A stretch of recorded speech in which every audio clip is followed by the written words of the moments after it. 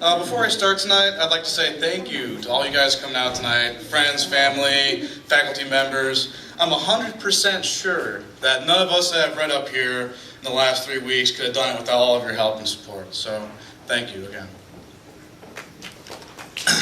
Yes, everybody, round of applause for everybody.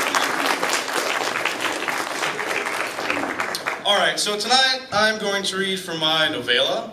It's called Mosquito Bites. And it's about two guys that work for the health department, and their sole job is to function as the mosquito control specialist for the county. And they go around in a truck and larvicide standing water. It's kind of a laughable position in some ways. Something interesting about it, I wrote this in 30 days for Teresa Williams' 30-day challenge. I wrote one vignette every day for 30 days, so that's kind of how it's set up. So with that, I'll just get started. Mosquito Bites. Number 1. First day and winning the lottery.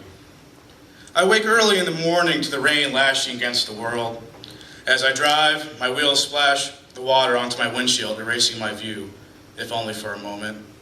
I pull into the parking lot of the office and smoke a cigarette in my jalopy. The building resembles a doctor's office. It's a brick building with dark windows. There are no doctors inside.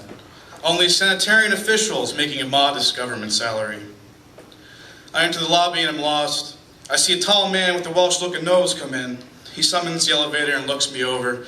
My long hair, flannel shirt, dirty work jeans, and work boots with holes in them.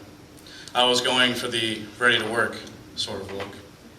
"You must be Neil," the man with the Welsh nose says.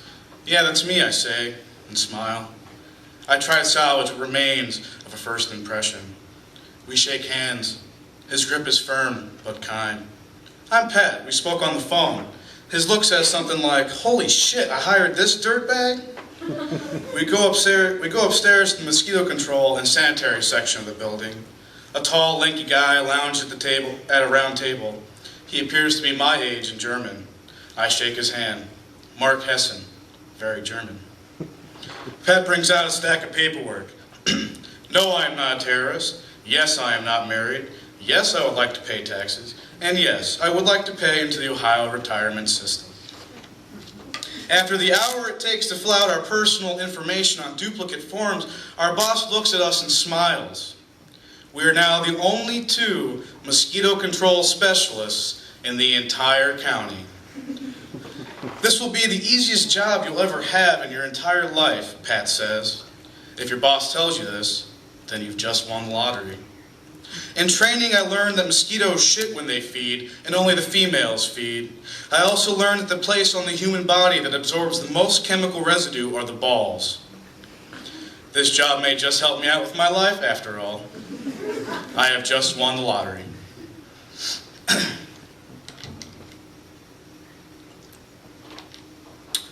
Number 2. Let's go to prison with the dietitian. After piss and clean in a cup, we're allowed to drive trucks. Boring trucks. Blank canvases of dirty white and bits of work rust. We drive them to prison. Our boss phones the nursing office, a branch of the health department housed in a separate building which is across the parking lot. There is a new dietitian who is starting the same day we are. We wait for her out in the lobby. It's raining outside. In the change of seasons, it rains. Like all things, the world is sad when something comes to pass. She's late. My boss is upset. He doesn't like it when people are late, just like all men worry when their lover comes to them with scared eyes and says, "I'm late." She dashes in. A tiny thing with tiny everything, too small and full of bleach. We pile into the cab of the truck, one happy family. Hessen drives because he knows where the prison is. The dietitian sits in the middle, uncomfortable with the dirt on the floor and the men on either side. "So you're a dietitian?" I say. "Yeah," she says, somewhat grateful for the break in the silence. "I could use one of those. Any recommendations?" I grin. "Not really," she says. "Well, it's obvious I don't eat right." "Nobody does. That's why I have a job." Easy enough. We sit in silence. Hessen grips the wheel tight in his hands. His intense eyes dart to the surrounding traffic and the mirror on either side of the truck in fast, twitchy movements. At prison, we leave our belongings in the truck. Pat advised us not to take our keys in with us. A man could kill you with keys. A man could kill you with his bare hands. We walk fast to try to avoid the rain. It doesn't work. In the lobby, there are benches bolted to the floor and a fat guard with a shotgun pacing. Schilling County Health Department here for a background check and fingerprinting, I say.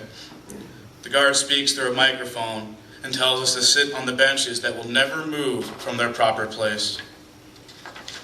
A black prisoner wanders around the visitor's waiting room with a cleaning cart. He walks slowly, and his eyes shift around to everybody in the room, then focus only on what is outside the double glass doors. He watches the rain like it was the most beautiful thing in the world. Withdrawing Windex, he points the nozzle and feigns squeezing the trigger. The guard watches him. The dietitian closes her pencil legs. The German stretches and yawns. We go in one by one to be fingerprinted. I go last. When I come out, the prisoner is still there, pretending to spray.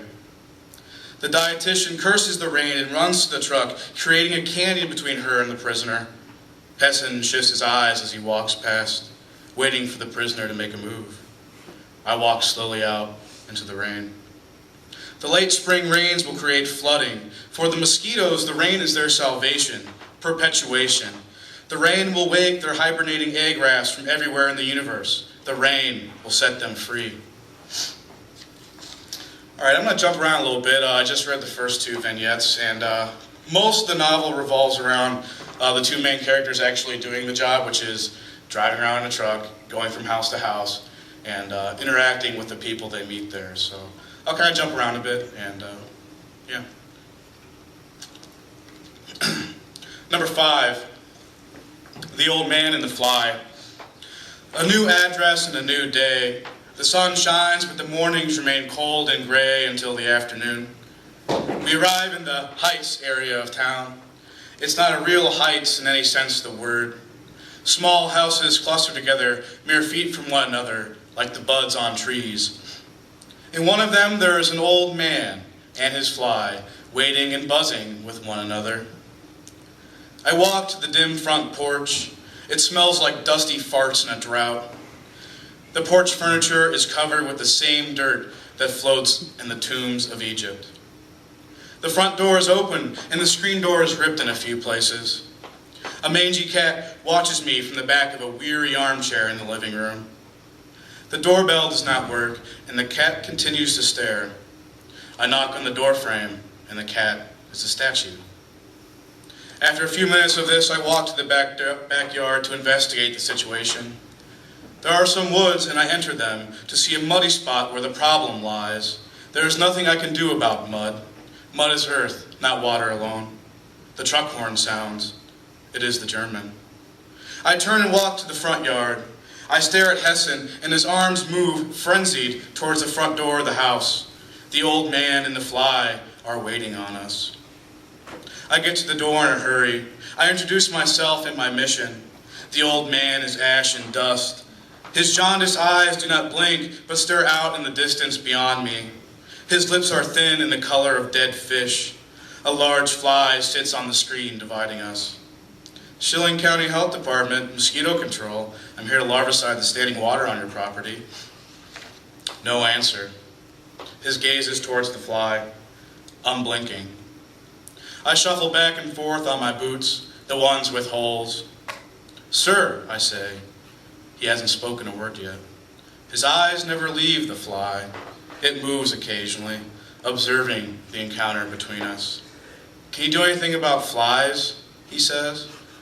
The old man reaches a hand out to grab the fly, but it takes centuries, and the fly returns back to its rightful place, the mediator between us.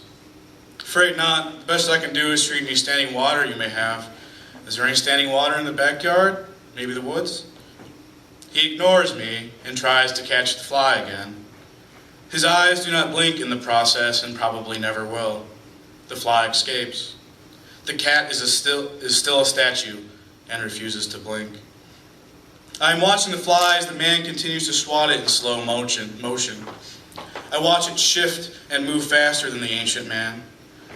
Its wings spread and twitch, avoiding the old man. My eyes do not blink and gaze deep. After a moment, I say my goodbye to the man and his fly and leave them to their dance. The housefly does not have a stomach, but does have dozens of eyes. Its stomach is in its mouth, which spits acid and digestive material on anything it feeds on, which is everything. Its stomach is a source of disease, and its eyes never blink. As the German and I pull away in the truck, the windshield casts a glare of sun onto the old man's porch. I look out the window and see that the man is still standing there, trying to grab the fly.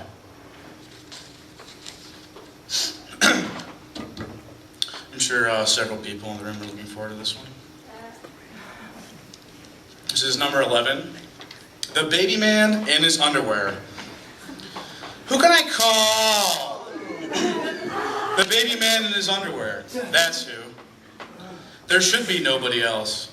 The baby man in his underwear needs somebody to call, so he calls our boss, who sends the German to me to evaluate the situation, because we are the only 2 mosquito control specialists in the country. The only mosquito control specialists in the entire world. The address is a new duplex in an old allotment off a main road. Only half of it matters, and that is the half with the baby man in his underwear. The German and I fight over who gets to knock on the door. Hessen doesn't like people, and I have started to see his logic behind his feelings. He does not budge from his position in the group. He is the driver. I am the representative. That is how things will stay, because most things in life will stay the same, just like the type of underwear you prefer. You stick with what fits. We are there to investigate a gas well. I can see it off to the side of the house. How easy it would be to simply walk up to it, but the rule is to always knock first. I knock on the door and wait for the answer. The baby man, in his underwear, waits for me. On the second knock, the door opens, and the infant giant comes out into the misty, early morning light. He is in his underwear, stained briefs. I try not to notice. I explain what I am there to do. Help him with his mosquito problems that stem from the gas well. I want to know who I can call. He draws out the last syllables in call. He is quite the whiny-sounding baby man. Well, I'm not sure about that, sir. What I can do today is larvicide the standing water, and that will help control the mosquito population for about a month. He scratches at his hairy fat, baby fat. I want to know who I can call. About the well? Yes, who can I call? He scratches at his back ass. Perhaps the diaper change was in order. I call the well people, I say. Your landlord must have the rights or a contract from the well company. My mother is the landlord. I want to know who I can call. As he repeats himself, I realize that I also want to know who I can call. There are plenty of people to call, but not enough phones, and probably not enough to answer them. I managed to escape the baby man in his underwear, and the German does the larvicide application. As we pull away to our next address, the German pokes fun at the baby man in his underwear. I realize that the German can be quite punchy at times, when a sense of humor shows through his fear of people. He points out that it would have taken 2 seconds for him to put pants on. I realize that in my entire life, few people have ever gotten dressed on my account. Why would they bother now? I wouldn't want it any other way, in most cases. I just have 2 more here for you.